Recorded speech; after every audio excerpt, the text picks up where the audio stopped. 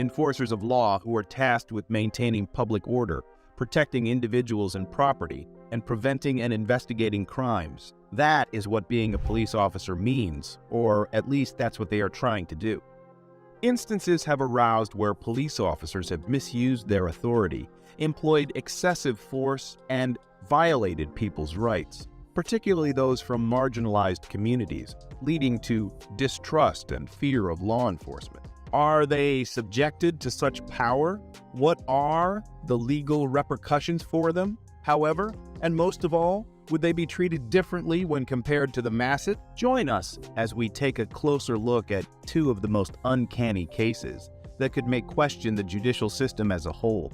Our first case kicks off with the case of Harold Hill, which is just a perfect example of how our justice system can go wrong. This case definitely checks all the boxes, including a horrific rape and murder, as well as a mishandled conviction, you name it. So then what went about? Let's start with the so-called beacons of justice, Kenneth Bordeaux and John Halloran, the detectives who were assigned to the case and the beacons of law. They were the ones who managed to extract a confession from Peter Williams, who was later discovered to have been in custody when the crime was committed. How did they even produce a fabricated confession from someone who wasn't even present? Hill claims he was physically and mentally tortured until he confessed to crimes he didn't commit. Is this the kind of conduct we anticipate from our law enforcement personnel? The trial itself was held when Hill was 31 years old, despite the fact that he was only 16 at the time of the crime and was therefore tried as an adult. At this point, it's just not fair, and it's incomprehensible what Hill is going through. Given that neither of the defendants had a criminal history prior to the incident, this is an intriguing move by the prosecution. Hill and Young were given a life without parole sentence after the jury found them guilty of the murder. However, 13 long years later, DNA tests showed that neither of the defendants' cellular components found under Kathy Morgan's fingernails, nor the hair found at the crime scene matched either of them. Imagine the sheer suffering Hill endured for something he didn't do. It continues to amaze me how Hill managed to hang on to his life. The prosecutors disputed the findings despite this evidence, claiming that the hairs had nothing to do with the crime and that the cellular material might have come from sweat or drool that the recovery teams had left behind. Even in the face of such overwhelming evidence, it's shocking that the prosecutors were so resistant. Young was killed in a hit-and-run incident shortly after Harold and Young were finally let out of jail. This almost leads us to believe that this is almost a plot to clip both of them. Hill, on the other hand, accused the city of Chicago, the police, and the two detectives involved in the case of coercing a confession and violating his civil rights in a complaint he filed against them. The case was resolved for $1.25 million, of which Hill received $500,000 and the remainder was paid to the lawyers. It's surprising that the detectives were only asked to make a pitiful $7,500 payment for their roles in this whole fiasco. You think that's all? Wait until you hear this. It should be noted that Hill is currently serving a 27-year sentence after being found guilty once more of an unrelated charge of armed robbery. In spite of this, it is obvious that Harold Hill was let down by the legal system in the past. This case emphasizes the need for justice system reform to prevent erroneous convictions and make sure that those who abuse their power are held accountable. Starting with the investigation and continuing through the trial and conviction, the Harold Hill case is a tragedy of errors. Hill was wrongfully detained for 13 years, and because the system made him a criminal, he was never given the opportunity to adapt to life outside of prison. He was completely screwed over by the system, and the police only received $7,500 each. When police officers commit acts like the ones they did, they should be imprisoned for a minimum of the same amount of time as the victims they imprison. Up next, we have an oddball in the form of Sergeant Mario Cardona versus Daniel Garza. After being thrown and pinned to the ground, Daniel Garza was rendered helpless. Officer Mario Cardona, a longtime friend of Garza's, was on the verge of breaking his wrist. Confronting a criminal and keeping him confined is one thing, but putting a civilian without a reason is shocking. Garza recalled, I was trying to be a man and trying to hold in the pain, but man, that wrist lock hurts. He's just bending it and bending it. But why did Cardona go so far as to nearly break his wrist? His actions were apparently driven by rage toward Garza, whom he accuses of attempting to kidnap his stepdaughter. But are cops subjected to such an authority in the first place? It appears that the two men had a long history together because Garza had once dated Naomi Villanueva, the stepdaughter of Cardona. Villanueva left her parents' home to live with a friend because the relationship had reached its breaking point. However, Villanueva was allegedly taken from her friend's home in May 2015 by Garza without her consent and brought to her parents' residence in Whittier, where Cardona lived across the street. Garza was performing pilates in his garden when Cardona saw him and told him to go to the street. Cardona started his assault as soon as Garza sat down.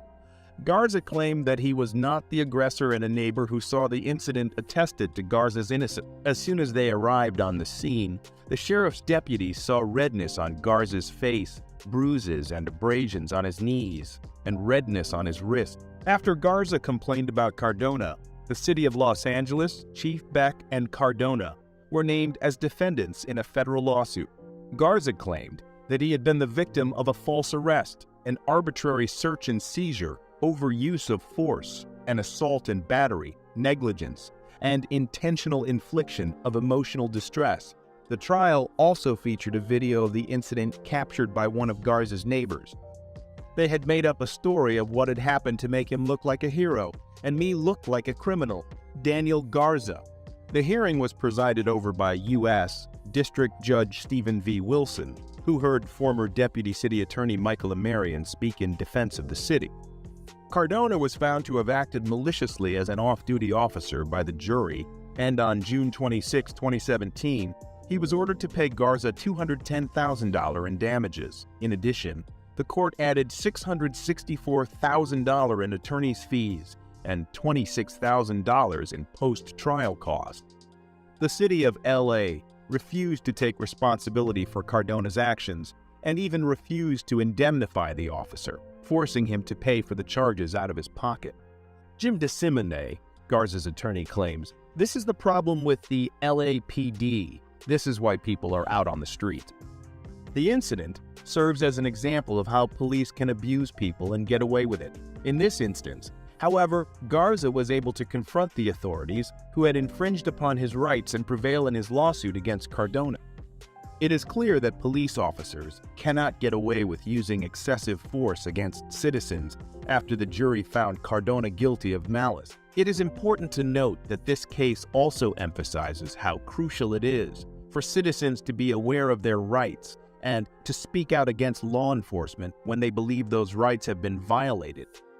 Garza's decision to accuse Cardona of using excessive force and file a complaint against him demonstrates that people can take legal action to stop police brutality.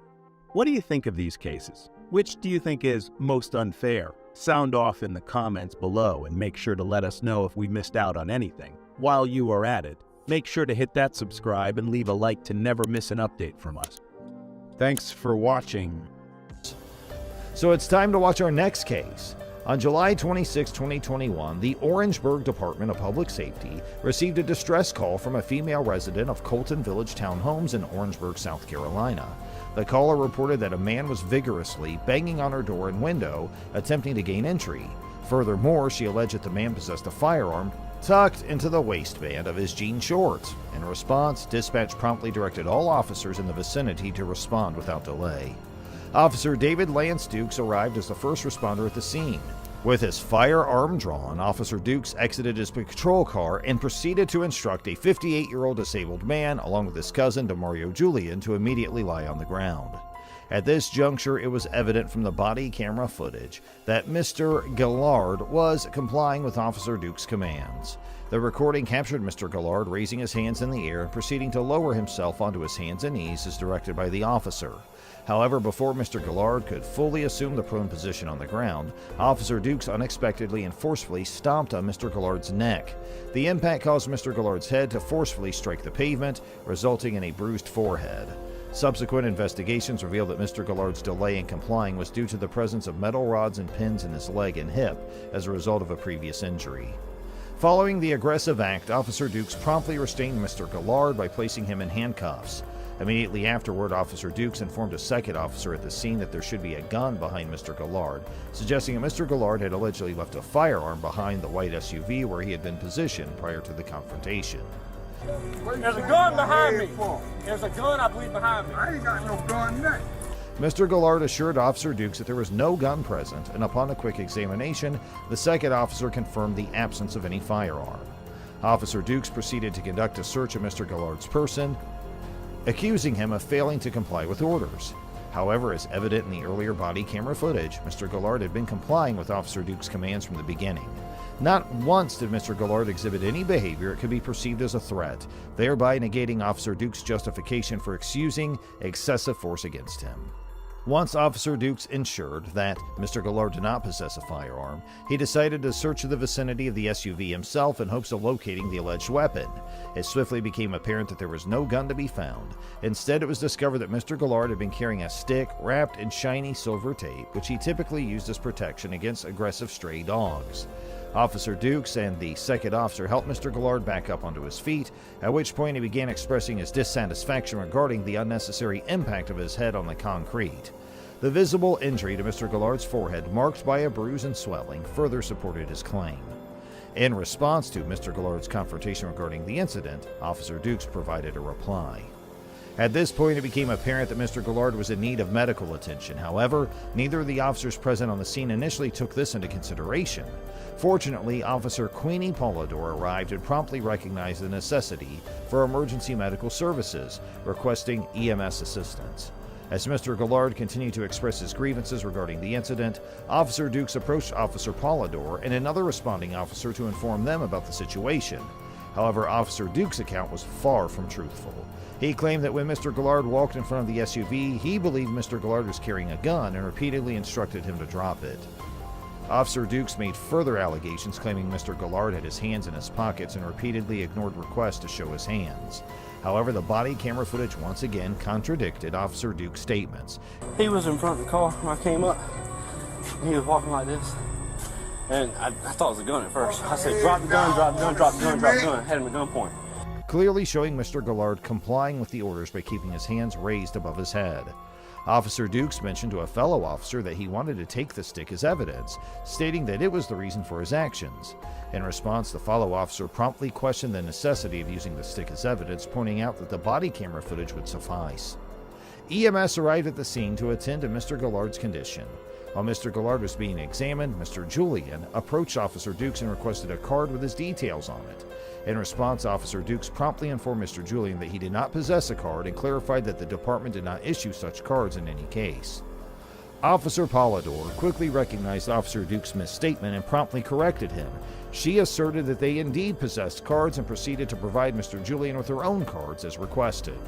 On July 31, 2022, the South Carolina Law Enforcement Division announced that Officer Dukes was taken into custody and charged with first-degree assault and battery. Several months later, in November 2021, Mr. Gallard received a compensation settlement of $650,000 from Orangeburg, South Carolina. City officials additionally expressed their commitment to establishing a citizens task force to provide oversight and guidance regarding interactions between residents and the Orangeburg police. Good morning, I'm Officer Parker with the Guyton Police Department. Any reason you ran that stop sign right there? What stop sign? The one right there at Parker's. The one that I sat there for like 5 minutes waiting for traffic to go through? You have a driver's license. I do. Alright, can I get it? Yeah, that's fine. Oh, shoot. I need a debit card, huh? I don't want that. Just give me a second, okay? Yeah, no problem. Alright, here you go, Mr. Harville. Please be more careful at the stop signs, okay? I got you. Hey, man. You know I got a dash cam, right? That's fine. Okay. It's a stop sign right there. If you have a dash cam, I'll show you running the stop sign. So. Okay. Have a good day. You too. In this incident, a driver named Andy Harville is pulled over by a police officer named Marcus Parker. The officer falsely accuses Harville of not fully stopping at a stop sign. Harville informs the officer that the entire incident is being recorded on his dash cam. Despite being informed about the recording, the officer continues to make false accusations and insists that Harville did not come to a complete stop. However, the dash cam footage later proves the officer wrong. It clearly shows that Harville did stop for about a minute at the stop sign and was driving safely.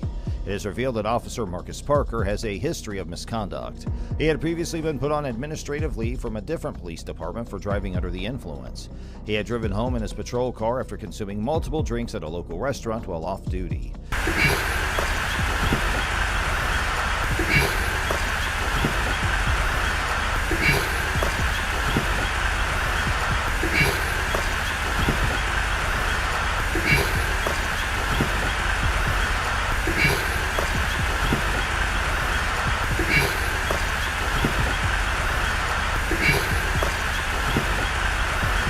Parker had been dishonest with his supervisors about the incident before eventually resigning and joining the Guyton Police Department.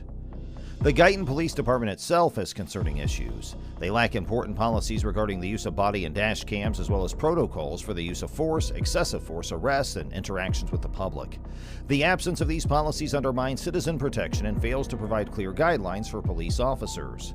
Given these circumstances, there is a call for accountability and reform within the Guyton Police Department.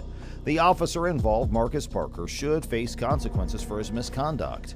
Additionally, the department needs to implement necessary reforms for better serving and protecting the citizens under their jurisdiction. Now let's move to another video. Correct. He's being detained right now, but correct. No, I'm talking to Hernandez. I know.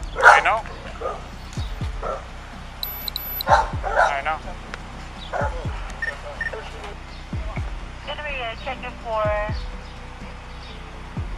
an aggressive white female, unknown weapons, wearing a white shirt, blue jeans, making threats to harm herself. Samuel Scott Jr.'s incident began when his car, a 2006 black Jeep Compass, was stolen from outside his aunt's house in Buena Vista in Miami.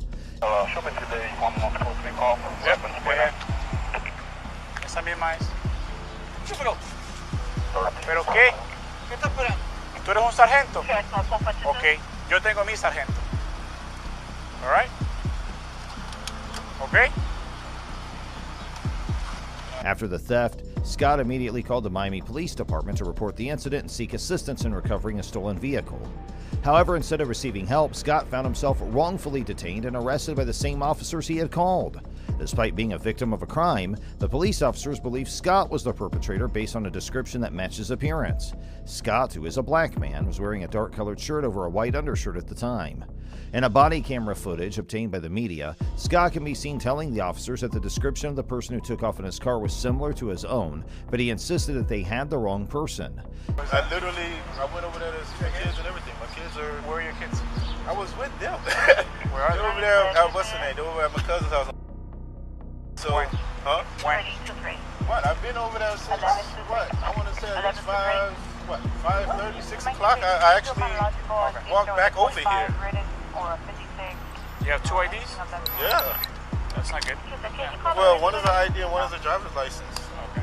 All right. Scott questioned why he would call the police if he had stolen his own car, and expressed his concern for his children who are left unattended while he's being questioned.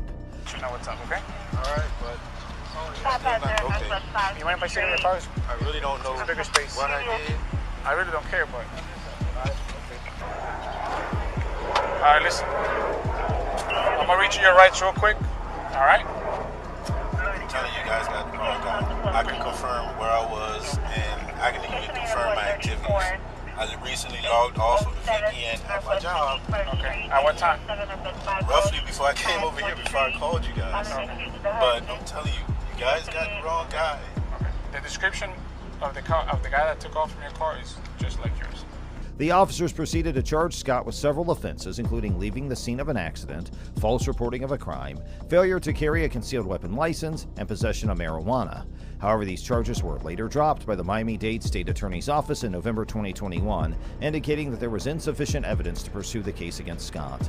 To the time, I really just jumped out of the car to go see. That's it. If you want, like I said, we can go. Like, I had my kids and stuff like that, dropped them off, came over to say hi. And I went, I don't know what happened. I mean, like I said, I know the people that stay across there, over here, all over the place. I don't know what happened. My car just, somebody jumped in, drove off. And I'm sorry, but I'm telling you, I didn't do it. I mean, literally, I mean, why would I call the police? I mean, I called because my car is stolen. I mean, how me and my kids are gonna get home? My pillow, my work ID, my work stuff, all of that stuff is in there. Why would I? That's why I'm like, why am I in handcuffs? If I'm calling them and I'm. Just give me a second. You never been arrested before? No. Sure about that? Yeah. Never been arrested. Ex-military. As a result of this wrongful arrest and detention, Samuel Scott Jr. is now suing the Miami PD and 5 specific officers involved in the incident. His lawsuit alleges unlawful search, false imprisonment, and unwarranted prosecution. Scott's attorney is seeking $500,000 in damages for the physical, emotional, and reputational harm caused by the incident. Let's now move to another video. On November 14, 2022, an incident occurred at an SKLD Wyoming nursing home involving a staff member named Sue and a visitor named Michelle. Sue, the administrator of the facility, called the police on Michelle, accusing her of trespassing and taking pictures of her mother without permission. Despite Michelle's claims that she had not committed any crime and that the nursing home was a public facility, the police quickly convicted her of trespassing and detained her. She's not on the trespass list. So. Officially trespasser. There you go. Hi. I'm Sue. I'm the administrator. So we have a family member who had an allegation against her, and so we've reached out to her and let her know that if she wants to visit, we need to meet with the team here and figure out a way we can keep the mom from being. Her guardian does not even want her to visit, but we talked her into letting her. If we do supervised or promise that she won't take pictures of her mom and put them all over Facebook and TikTok and stuff, because the guardian doesn't want that happening. She came in, refused to talk to me, slammed the door in my face, wouldn't let me in the room. So you want to trespass? Yeah, at this point, yes. Until she will come in and meet with us and figure out what we can do. Yeah, you can always take the no trespass order away, but let's get her trespass. Because I don't want to not let her see her mother, but she needs to do it so we can keep them out safe. During the encounter, Michelle argued that the nursing home, being publicly funded, should not be able to trespass on her without reasonable cause. She even mentioned contacting the facility's vice president, who allegedly stated that she had not committed any crime. Michelle believed that her actions were protected by her First Amendment rights, allowing her to visit the facility and take pictures freely. However, the police insisted that trespassing occurred because the nursing home, as private property, had the authority to restrict entry as they deemed necessary. They maintained that Michelle's refusal to cooperate and meet with the facility's team justified her trespass conviction. Pretty much like anywhere, just like if you walk into a speedway, they can say, hey, I don't want this person here anymore. Doesn't matter what the reason for. If they tell me that, and they want you, they say, hey, I want them trespassed. So when I come back tomorrow, I go to jail? Yeah, you can't come back until you I will be coming back. Okay. And I already let the vice president and president, I spoke to them today. They said, we haven't heard anything. Well, then why are they doing this? You might want to call her. Call them and tell them to talk to Sue then. Correct. That's the best you can do right now. Yep, this is just I'm sorry, this is a fucking joke. Yeah, I'm not saying you're wrong, but so don't come back on the property until you cleared up with the I'm coming back tomorrow. I'll be here every day, and I don't care if I go to jail. I've already been told by lawyers, by the advocates that help Britney Spears. National News, the News 8, everybody's on this, so they've already told me, if you have to push the envelope, because that's just going to seal the lawsuit. Huh? You're not going to be able to do that. No, but it'll seal the deal when I'm getting arrested for no crime. Trespassing not be the crime. No, but that's what I'm saying. They can't say I'm trespassing when I've committed no crime. That is the crime. That's what we're trying to tell you. Michelle expressed her frustration and stated her intention was to return to the facility, disregarding the trespass warning. She believed that her case had gained significant attention, citing advice from lawyers and advocates who had helped Britney Spears. She asserted that pushing the envelope and standing up for her rights would strengthen her potential lawsuit against the nursing home. Furthermore, Michelle claimed that one of the police officers violated her Fourth Amendment rights during her detainment. She alleged that he forcefully tried to seize her phone while she was attempting to inform her children of the situation. Despite not having committed any crime that warranted handcuffing, she was restrained by the officer. I'm not giving it to you. Okay, well then you're going to be detained until we figure that out then. Huh? Then you're detained until we figure that out. Either Why are you detaining me? Because right now you have to be trespassed. Okay, well, can I make one phone call? Nope, you have to give me your driver's license. I or don't just tell me your name. Give you, you already know my name. Okay, can you write down her name? Oh my God. Exactly how it's spelled.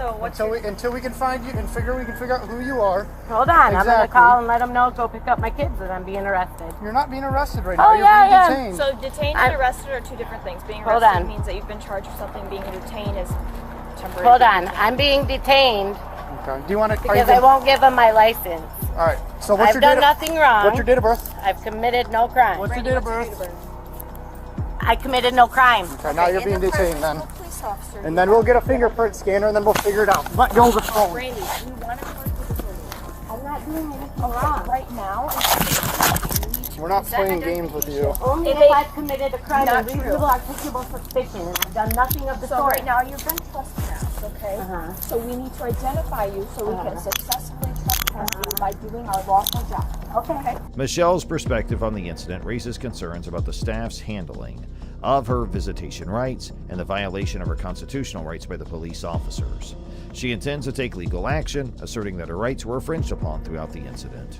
Ahmed Al-Manhali, a United Arab Emirates citizen, traveled to Avon, Ohio in June 2016 for medical treatment at the Cleveland Clinic. Upon arrival at the Fairland Inn and Suites, he was informed that the hotel was fully booked due to the Republican National Convention. Ahmed politely requested alternative accommodation options. While waiting in the lobby, a SWAT-style response occurred, with Avon officers arriving and detaining Ahmed, who was simply walking out of the hotel while on his phone. Oh, no, get on the ground! Get on the ground!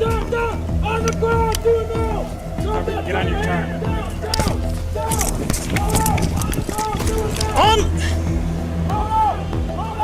Confused by the situation, Ahmed questioned the officers, but they handcuffed and searched him, damaging his phone in the process.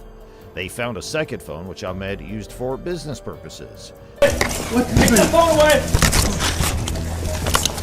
Cover the entrance, LT. Get your back again. What is this? What happened? Despite no evidence of wrongdoing, the officers treated Ahmed as a terrorist, disregarding any investigation or backstory. Simultaneously, an officer spoke to the hotel receptionist who had made a 911 call, falsely claiming Ahmed had pledged allegiance to ISIS. The officer soon realized it was a false alarm and called off the search. Meanwhile, Ahmed collapsed and passed out, prompting paramedics to administer aid and to take him to a nearby hospital. The incident gained international attention, leading to the United Arab Emirates Ministry of Foreign Affairs to demand an apology from Avon officials. The mayor and police chief apologized to Ahmed, emphasizing that the incident did not reflect their community's values. Marriott International, the hotel's owner, expressed regret and committed to training to prevent similar occurrences. You should not have been put in that situation like you were. There were some false accusations made against you, and those are regrettable. Mayor Jensen said in a statement, "This was a very unfortunate incident and does not reflect our community. Avon is proud to welcome visitors from the United Arab Emirates and other countries who regularly come to Northern Ohio for tourism, business, medical care, or education." The settlement aimed to compensate Ahmed for physical, psychological, and financial damages. However, he still faced lasting emotional distress, was haunted by the officer's eyes, and experienced sleep disturbances. The incident highlighted the need for improved cultural understanding and sensitivity among law enforcement personnel. Here we have Brian Filipiak, a 47-year-old Washtenaw County Sheriff's Lieutenant, who was off duty when he got pulled over.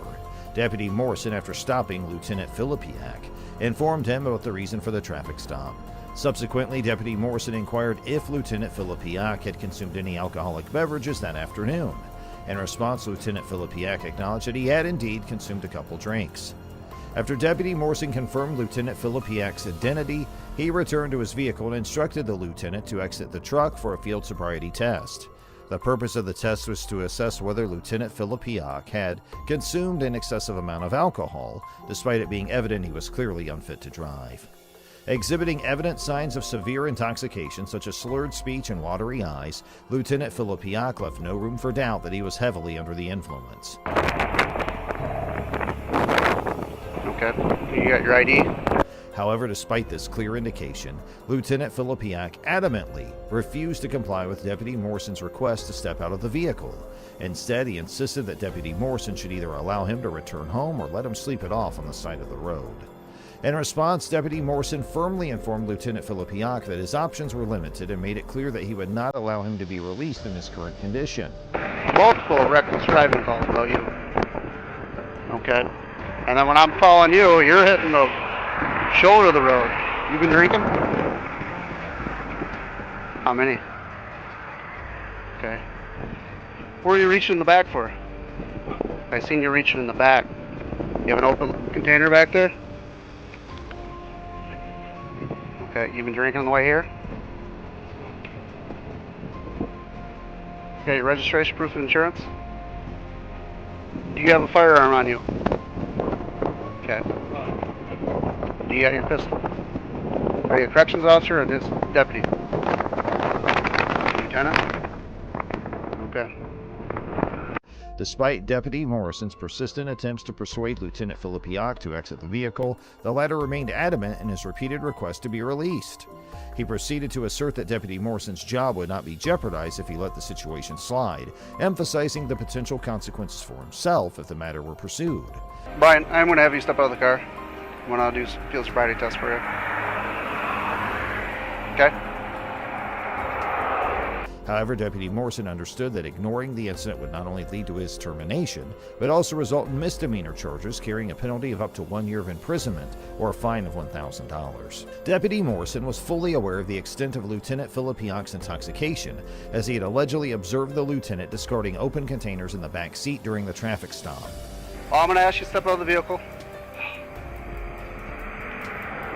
What would you like me to do? Just let me go. I can't. I had multiple phone calls. You'd be in the same situation if I was in the vehicle in your county, correct? All right, just let me stay here. You can't. I'm going to ask you nicely to step out of this vehicle. Brian, my hands are tied. If I let you go, I'm going to lose my career over you. You don't think I wouldn't? This is northern Michigan. We're a small department. Okay, I'm going to ask you nicely to step out of the vehicle. You know I have my job to do. You know that. Yeah, I just want you. And I understand your point, your position. Okay, I'm trying to be as cooperative and nice to you as I can. Despite Deputy Morrison's continuous efforts in trying to have Lieutenant Filipiak step out of the vehicle, After nearly 5 minutes of persistent requests for Lieutenant Filipiak to exit the vehicle, Just let me go. I can't let you go. We're way past that point. You know this.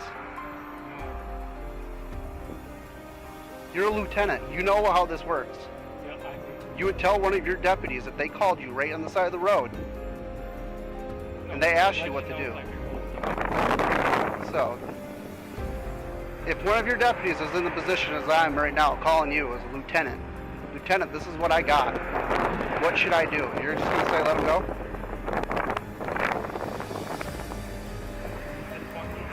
Why?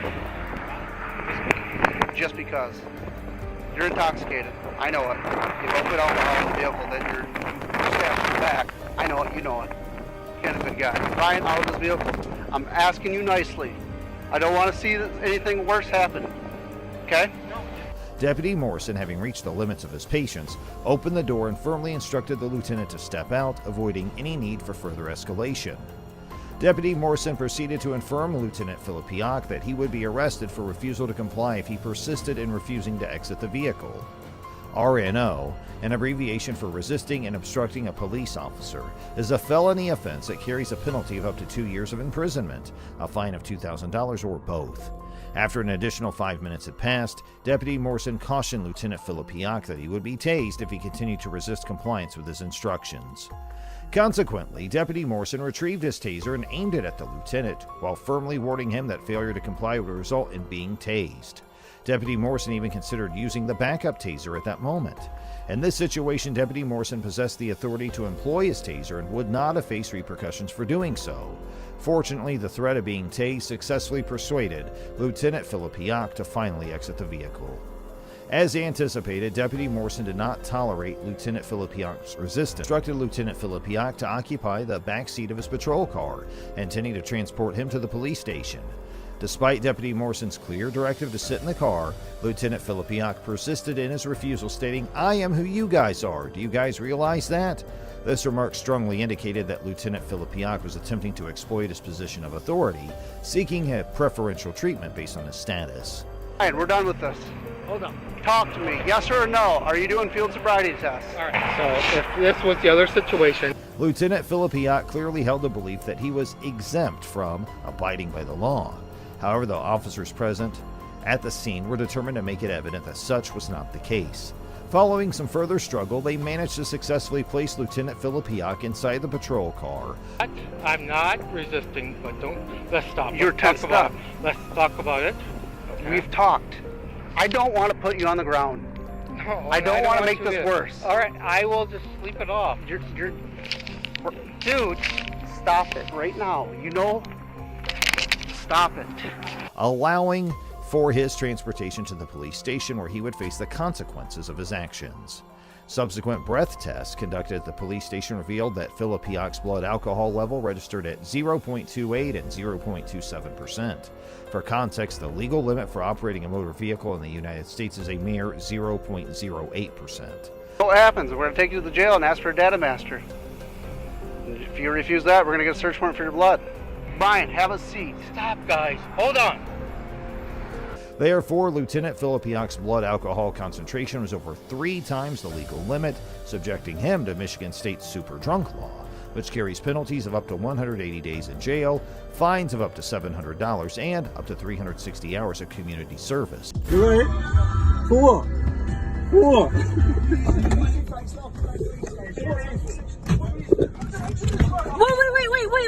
Wait, he didn't do anything! No. For what? Then why are you touching my son?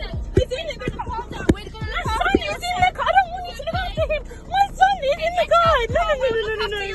Yeah, that was me. No one's going to be hurt. Just get out the car. In this incident, the London Metropolitan Police pulled over 2 world-class athletes, and they have been accused of racial profiling. One of the athletes is Bianca Williams, a member of Great Britain's sprint team.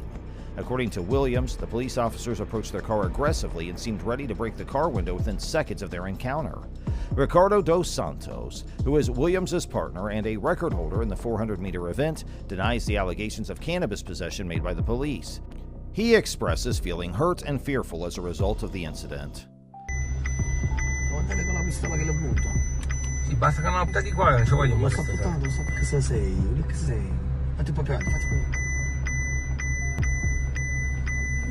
Basta che non sparano. Una macchina nuova quella, che sei.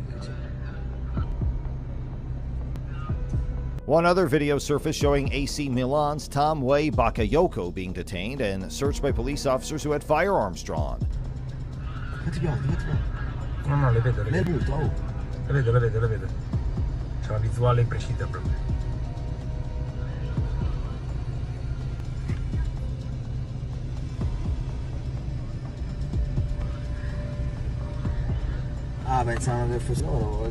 However, Bakayoko was released after the officers recognized him as a famous footballer. The Milan police initially claimed that the check on Bakayoko was conducted with high security measures and justified by the context of the operation. However, they later apologized and released Bakayoko after realizing his identity. The police statement mentioned that the check was carried out in a manner consistent with the perceived danger, but the officer's shock upon recognizing Bakayoko suggests a potential misunderstanding or error in judgment.